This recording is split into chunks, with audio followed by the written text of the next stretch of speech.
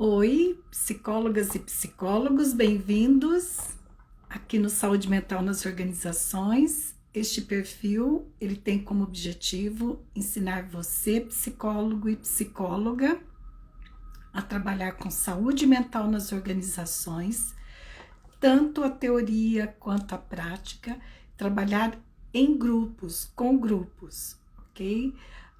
Baseado na psicodinâmica do trabalho e também em teorias de processos de grupos. Então sejam bem-vindos e bem-vindas. Lembrando que no dia 9 de dezembro, às 20 horas, eu vou fazer um webinário para fazer o lançamento do programa Psicóloga 10X.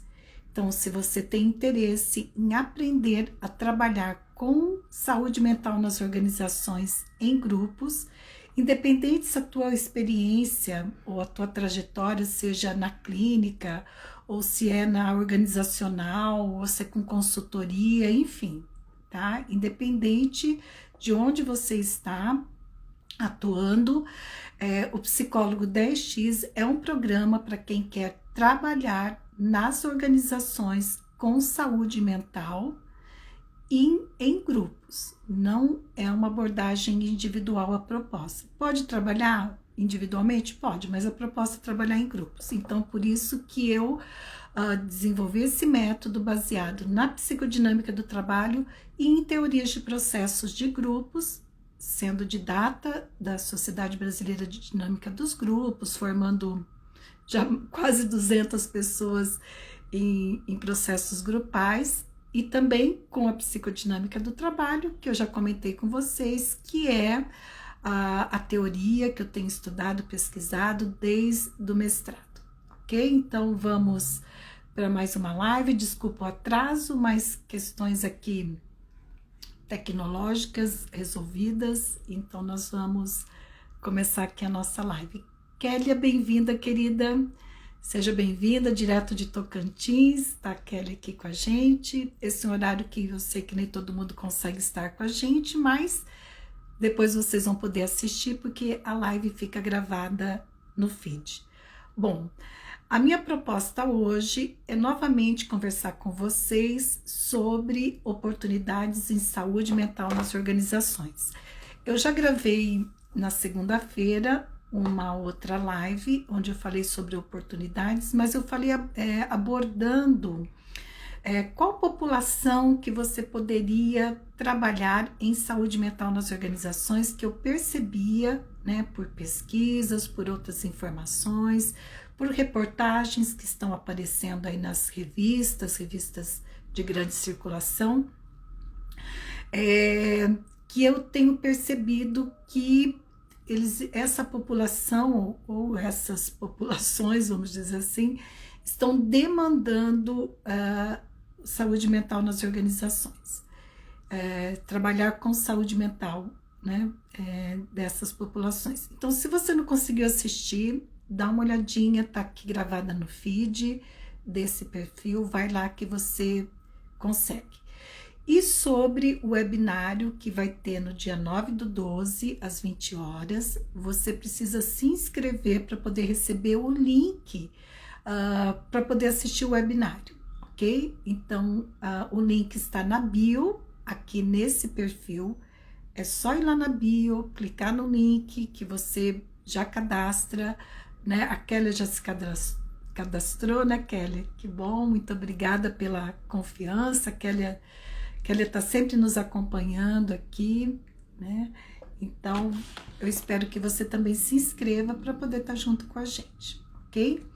Então, vamos falar das oportunidades em saúde mental. São muitas, mas hoje eu queria abordar dois aspectos. Um primeiro aspecto seria não em termos de população de risco, ou em termos de população que pode ser trabalhada, mas em termos de qual é o sofrimento patogênico que está sendo apresentado e que a gente poderia estar trabalhando, ou quais são as condições de trabalho, ou quais são questões relacionadas ao trabalho que nós podemos trabalhar grupos são oportunidades para que a gente possa trabalhar.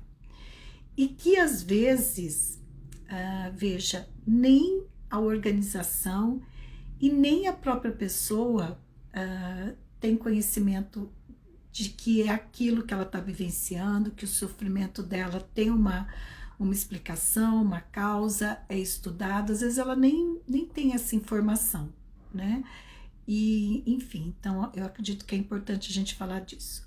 Um outro aspecto é sobre estratégias comerciais. Eu vou começar a falar sobre como que você pode abordar, né, as pessoas quando você fala em saúde mental nas organizações, para trabalhar com saúde mental nas organizações. Como que você pode criar estratégias para oferecer o teu trabalho, para você poder mostrar para o cliente que ele tem aquela necessidade e que você pode ajudá-lo naquela necessidade.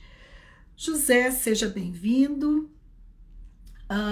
Tem o José e tem... José Falo... Ok. Não vou falar todo o teu perfil aqui, tá, José? Fica tranquilo. Mas seja bem-vindo. Então, vamos começar primeiro com algumas oportunidades que eu percebo que são eventos, são sofrimentos que estão muito presentes nas organizações e eu tenho visto isso com muita frequência, né? Então, vamos lá. O primeiro, que não é novidade, talvez para vocês, mas que por mais que as pessoas pensem que isso não aconteça, é só você. Vou dar uma dica para você, se você tem dúvida em relação a isso. Entre nos grupos, aqui no Instagram não vi se ainda tem, deve ter, mas eu não vi. Mas eu faço parte de alguns grupos no Facebook que tem como título assédio moral, que é esse tema que eu quero falar com você. E nesses grupos, são acho que 2 ou 3 grupos que eu faço parte, eu acompanho alguns comentários de algumas pessoas, algumas queixas, e tem mais uma função de grupo de apoio, né? Do grupo assim poder se apoiar, de algum compartilhar sua experiência, de poder dar dicas de como tratar aquela questão, enfim, né? Nesses grupos do Facebook, porque assim, esses grupos, eles têm, muitas vezes eu até tenho a desconfiança que algumas pessoas estão com perfil fake, o perfil para poder se posicionar, para poder, enfim, falar. Aí já mostra um sintoma, né? Por que eu tenho que criar um perfil fake? Eu não tenho nenhum perfil fake.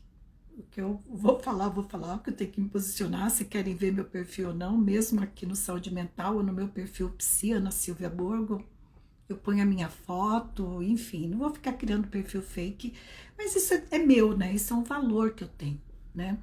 Mas às vezes eu tenho a percepção de que são perfis fakes que foram criados no grupo. Alguns não têm foto de pessoas, são fotos de lugares, são os nomes que você parece que realmente é um codinome, enfim. Às vezes, né, uma pessoa não querendo se mostrar. Isso já mostra alguma coisa, né? Já mostra o quanto que estar lá naquele grupo de assédio moral e falar sobre assédio moral, que é como se algo que não fosse permitido, algo que você tivesse correndo risco falar sobre aquilo e expor aquilo. Assédio moral é uma violência. É uma das violências que acontece nas organizações, que muitas vezes as empresas abordam não como assédio moral, aborda como danos morais, prevenção a danos morais, aborda de uma outra maneira, mas, né, independente disso, nós classificamos conceitualmente como assédio moral, essa violência, né?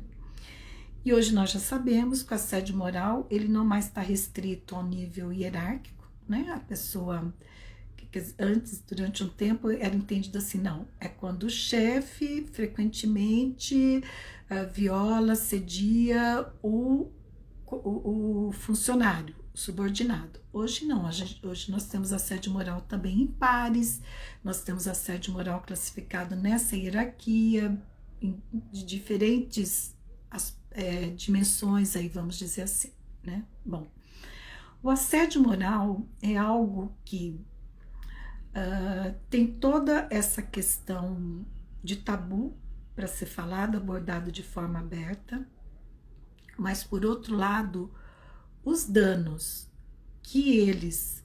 Deixa eu ver aqui quem está trazendo algumas questões aqui. Tem alguém falando alguma coisa aqui que eu não consegui ver. Opa, não. Desculpa, gente, eu achei que era alguém fazendo comentário. Falha técnica, era propaganda que apareceu aqui, desculpa. Eu achei que era comentário. Então vamos lá. O assédio moral é os danos, as consequências que ele ocasiona na saúde mental da pessoa que é assediada é muito grande. Tem pesquisas a respeito, muitas pesquisas a respeito.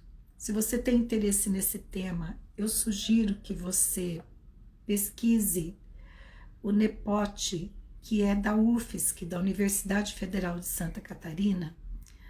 O NEPOT, que é o Núcleo de Estudos, né, de Saúde Mental, de Prevenção ao Assédio, eles têm um trabalho belíssimo nessa área.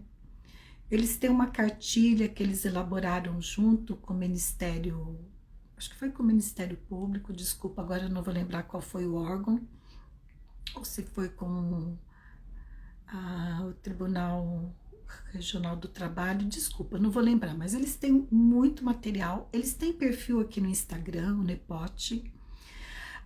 Uma ex-coordenadora do NEPOT, que hoje eu acho que ela está como vice-coordenadora, que é a professora Suzana Tolfo, eu a convidei para um webinário que está lá no meu canal no YouTube, Ana Silvia Alves Borgo, onde ela fala sobre a questão do assédio moral e fala também sobre esse trabalho da UFSC, do NEPOT, então vale a pena dar uma olhada nesse webinário, se esse é um tema que você tem interesse.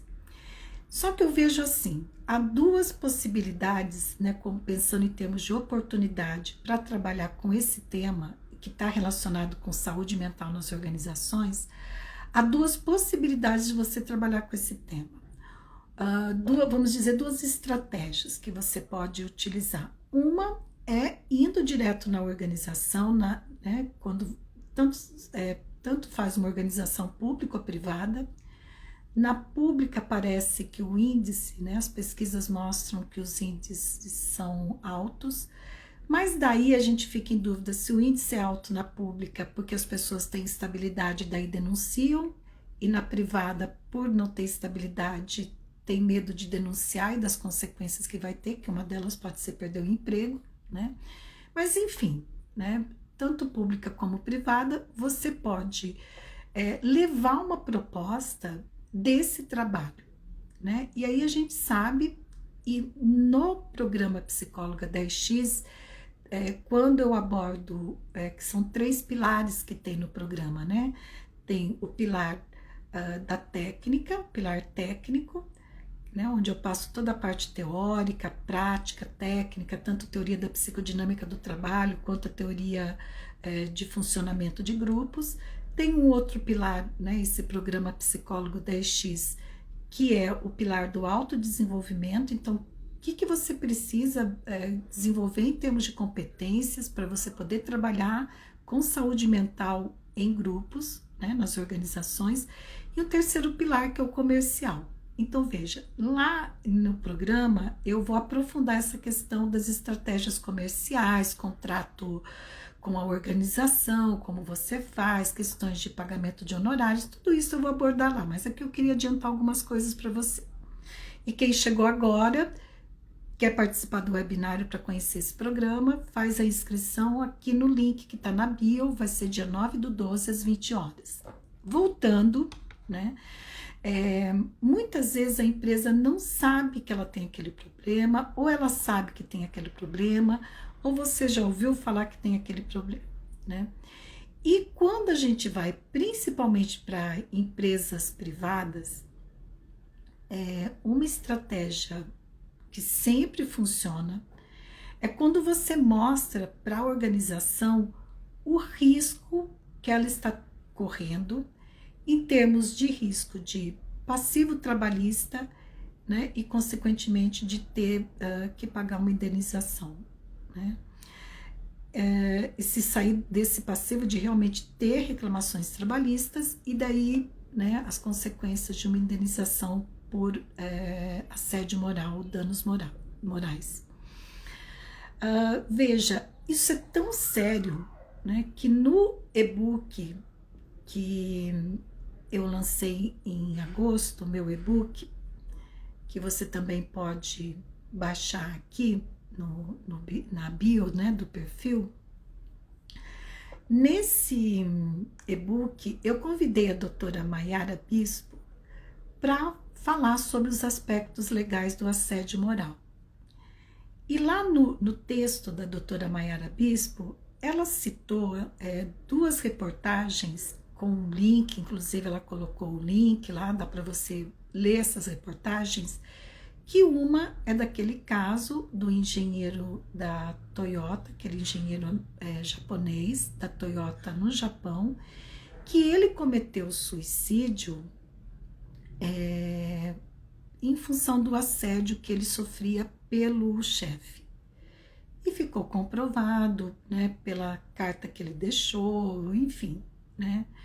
É muito triste a história, mas e aí a família sofreu, a família foi indenizada, mas nenhuma indenização vai substituir uma vida, né?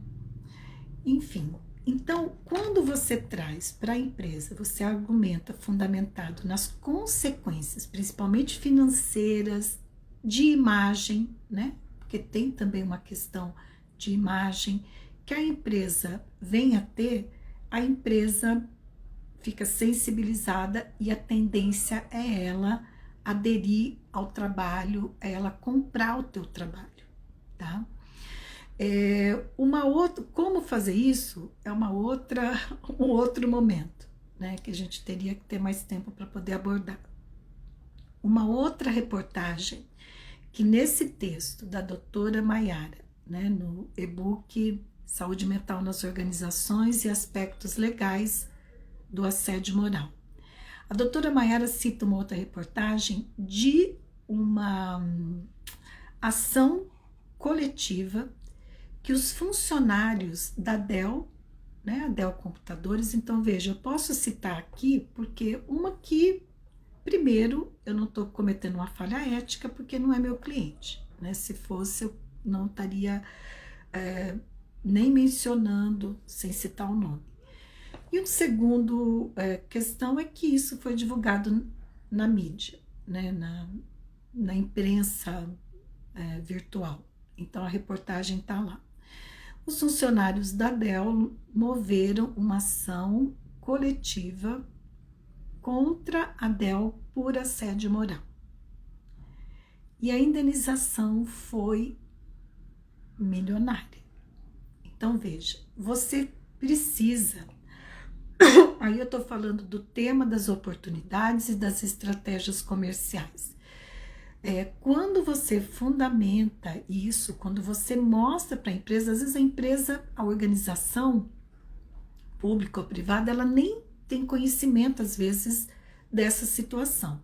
E quando ela vê que já houve um precedente, que já teve uma indenização, uma ação coletiva, já teve uma indenização, enfim, ela fica mais cautelosa e mais cuidadosa, porque ela sabe que isso, né, os juízes vão sempre estar considerando, além de, né, todo esse processo jurídico da prova, enfim.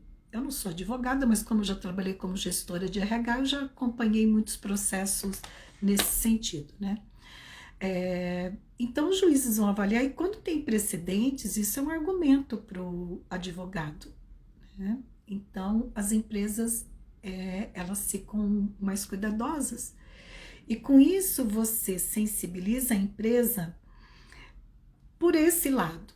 Ah, mas Ana Silvia, mas eles deveriam ficar sensíveis pela saúde mental do trabalhador, pelo que aquilo que realmente vai beneficiar do ser humano, pelas relações de trabalho mais humanizadas, com respeito. Sim, isso é o ideal. Mas vamos falar do mundo real.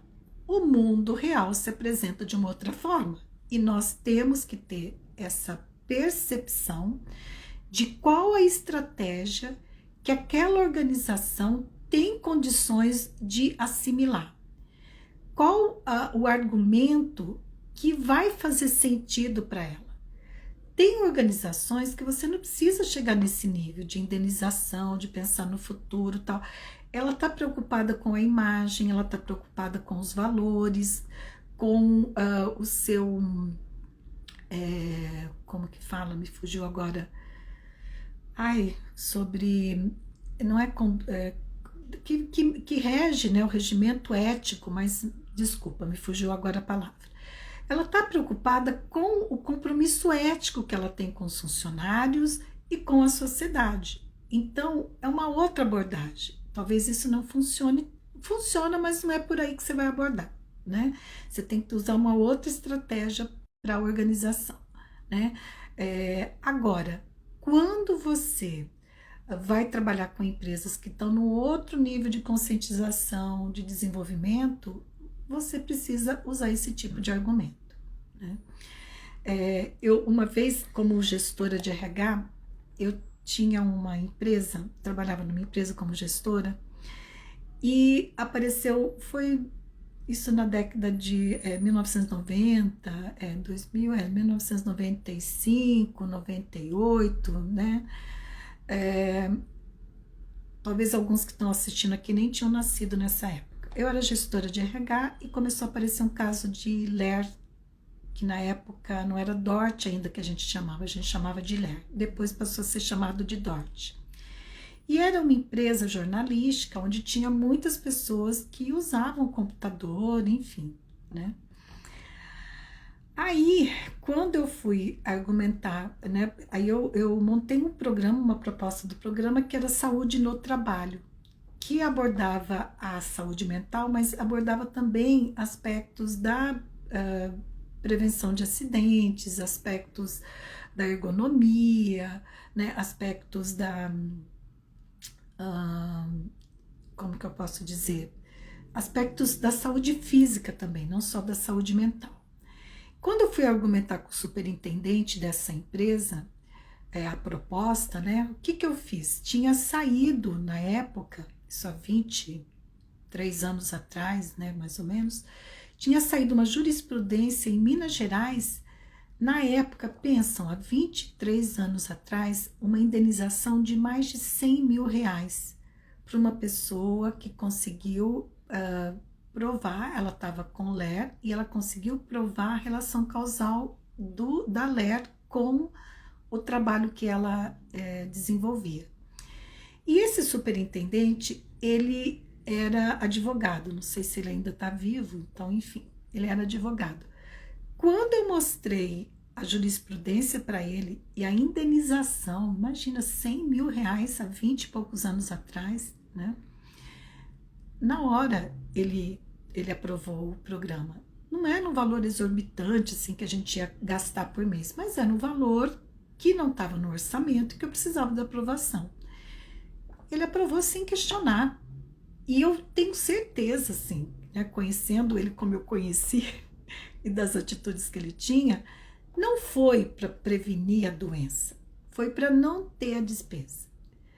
Gente, vamos dar real, né? Assim, com todo o respeito que eu tenho aos meus clientes, às organizações que eu presto serviço. Mas as organizações, elas têm diferentes níveis de maturidade. Assim como nós, seres humanos, as organizações são feitas por seres humanos. Então, cada um de nós temos também diferentes níveis de maturidade, de compreensão, de posicionamento, de valores éticos, morais, enfim, por aí vai. As organizações também, porque são feitas por pessoas. Então, não é você criticar, atacar a organização, Mas aqui entre nós, nesse perfil que eu tenho como objetivo falar com você que é psicólogo ou psicóloga e quer trabalhar com saúde mental nas organizações, e eu quero te ajudar, eu quero te ensinar a trabalhar com saúde mental nas organizações em grupos, né? Que esse é o meu foco. A gente tem que mandar real. Então, assim, a real é que cada empresa tem um nível de maturidade. E aí a gente vai precisar analisar e ter a inteligência, a sabedoria para poder ver como que você vai abordar essa empresa. O teu objetivo, né, o nosso objetivo enquanto psicólogos, isso está no nosso código de ética, é promover a saúde mental. Né? Onde quer que a gente esteja. Não, nós temos um compromisso ético, né, enquanto psicólogos, está no nosso código de ética, de não ser conivente com situações de violência, de agressão, de opressão. Nós temos isso lá no nosso código de ética. Então, quando nós nos posicionamos, quando nós fazemos uma proposta, sabendo que aquela organização tem uma cultura de assédio moral, tem uma cultura onde os funcionários estão adoecendo por isso, como nós vamos fazer a proposta vai ser um cuidado nosso do ponto de vista comercial, né? Enquanto empreendedores, né? E aí eu estou falando de nós enquanto psicólogos autônomos, consultores. Se você trabalha na empresa, também, porque quando eu acabei de dar um exemplo para você de quando eu trabalhava na empresa como gestora de RH e que eu também tinha que ter essa habilidade de ser empreendedora, o que eu ia propor, como eu ia propor, qual estratégia, qual argumentação, como que eu ia negociar, né? Então isso faz parte das nossas relações, tanto você tendo uma relação de um vínculo empregatício com a organização, como se você tiver for um prestador de serviço, né? Um psicólogo que trabalha com clínica há muitos anos, mas que agora quer começar a trabalhar nas organizações em grupo.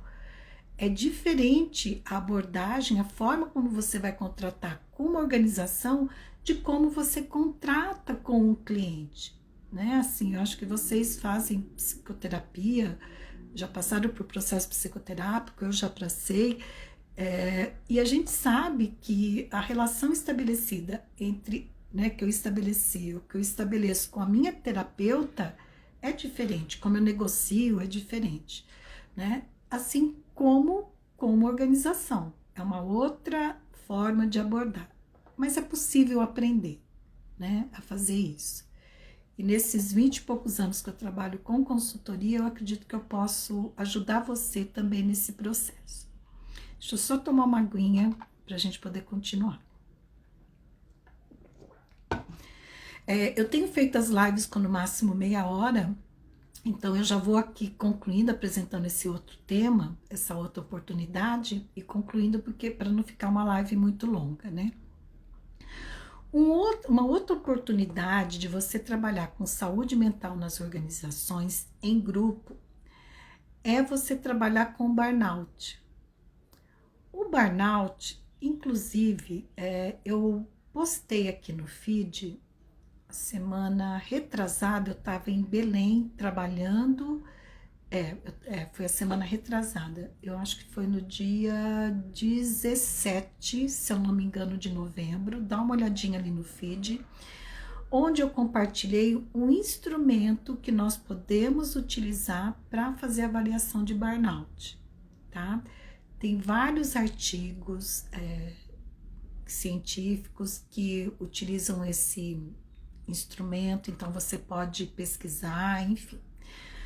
E aí o burnout, e você pode inclusive, como estratégia comercial, sabendo que a organização que tem um índice alto de burnout naquela organização, e aí vamos lá, né? Você tem até como saber quais são os profissionais que costumam ter esse índice mais alto. Quando eu estou pensando numa outra coisa, por isso que eu dei essa pausa aqui, né? Fazer um parênteses aqui. É que é tanta informação, né? Que eu tenho que controlar o meu raciocínio, porque senão eu confundo daqui a pouco a minha comunicação. Mas vamos fazer um parênteses. Então, falando de burnout, quais são os profissionais, né, que você consegue, que você sabe que tem um índice alto de burnout, né, que é mais comum o tipo de serviço, tem uma tendência a síndrome de burnout. Tem pesquisas a respeito, ok? A gente sabe que a área de saúde, né, os médicos, enfermeiros, auxiliares de enfermagem, técnicos, né, isso já é comprovado, professores também, e tem policiais militares e policiais civis, né, a parte de policiais também, enfim, tem como você verificar isso para poder ver onde que você vai, né, prospectar, que você vai oferecer teu trabalho. Mas o parênteses que eu queria fazer é que lá no meu canal no YouTube, e de novo, o canal tá com o meu nome, Ana Silvia Alves Borgo,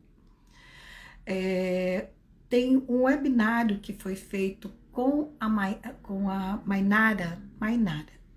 Ela é enfermeira e o doutorado dela foi sobre burnout e workaholism.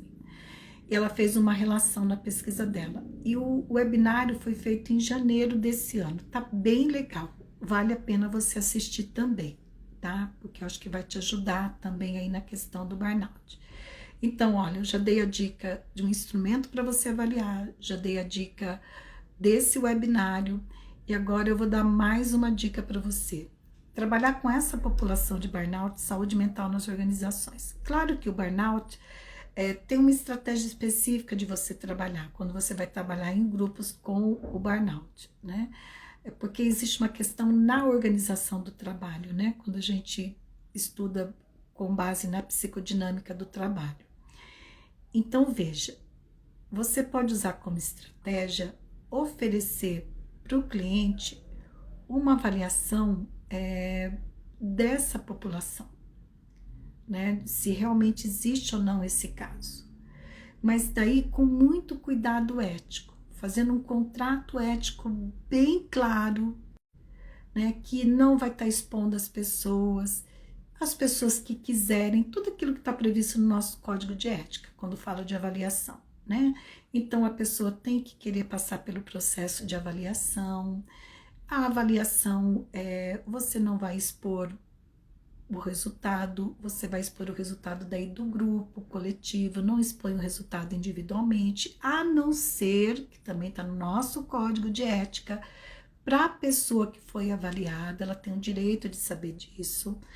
Aí você pode falar, ah, tá, mas e a empresa? Bom, quando a empresa contrata o teu trabalho, ela também tem acesso à informação, mas isso é contratado lá com ela, como que você vai dar informação, a pessoa vai saber como que vai, a pessoa que vai ser avaliada também vai saber. Tem vários aspectos éticos e procedimentos que a gente tem que seguir, né? Mas no caso, você vai estar oferecendo de uma forma gratuita essa avaliação.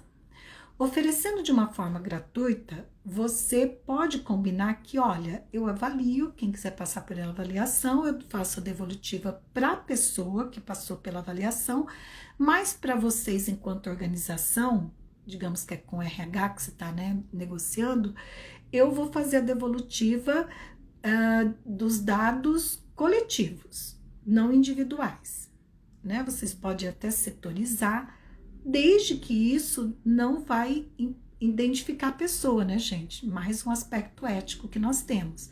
Então, se existem no departamento 10 pessoas, você vai falar do resultado daquele departamento, como que está o índice de burnout naquele departamento. Agora, se é um departamento, uma área que só tem uma pessoa, aí você vai precisar incluir essa pessoa num outro departamento para não expor essa pessoa, ok? Qualquer dúvida é só a gente olhar, né, relembrar, né, se quiser relembrar, olha lá no código de ética, né, ai, me fugiu o nome agora, nas orientações que o CRP dá para nós em termos de avaliação, enfim, tem muita coisa que a nova normativa, né, que a gente pode rever, estudar, para a gente não cometer nenhuma falha ética. Bom, Então, veja, essa é uma possibilidade que você tem, é uma estratégia comercial que você pode utilizar para poder oferecer o teu trabalho em saúde mental nas organizações. Importante, assédio moral e burnout está muito mais frequente do que a gente imagina, né? Então, eu acho que vale a pena, para quem tem interesse, estudar, né, esses temas, se aprofundar. E se você quiser, né, aprender como trabalhar com saúde mental nas organizações em grupos, porque o que eu observo, a pessoa estuda às vezes uma teoria, a psicodinâmica do trabalho, ou uma outra teoria, mas quando é para fazer a intervenção em grupo, existem fenômenos que acontecem no processo do grupo que às vezes a pessoa não sabe como manejar. E é isso eu vou te ajudar, isso eu vou te ensinar e vou te ajudar a fazer esse manejo em grupo. Então, conciliando a psicodinâmica do trabalho, conciliando teorias de processos de grupo, né? Esses 20 anos aí que eu trabalho estudando grupos, eu sou didata em processos grupais, formei já quase 200 pessoas em processos grupais, então eu tenho uma bagagem, uma experiência teórica e prática que eu posso te ajudar. Eu me sinto à vontade para poder te ajudar, como eu já ajudei outras pessoas e ajudo também outras pessoas, né? Outros profissionais.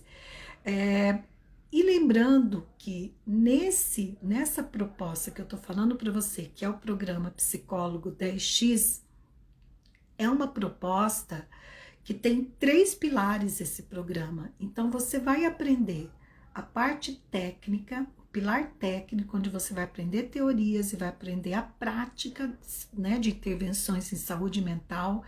Você vai aprender também sobre os aspectos comerciais de contratação, de abordagem, de prospecção, que é o pilar comercial, e o pilar do autodesenvolvimento. Então, você, para trabalhar com grupos, você precisa se preparar, desenvolver algumas competências quando você trabalhar com grupo em saúde mental nas organizações, que é diferente de você trabalhar com grupos em treinamento e trabalhar com grupos em desenvolvimento, tá? Eu falo porque eu tenho uma experiência em trabalhar com grupos com treinamento, com desenvolvimento e com saúde mental nas organizações.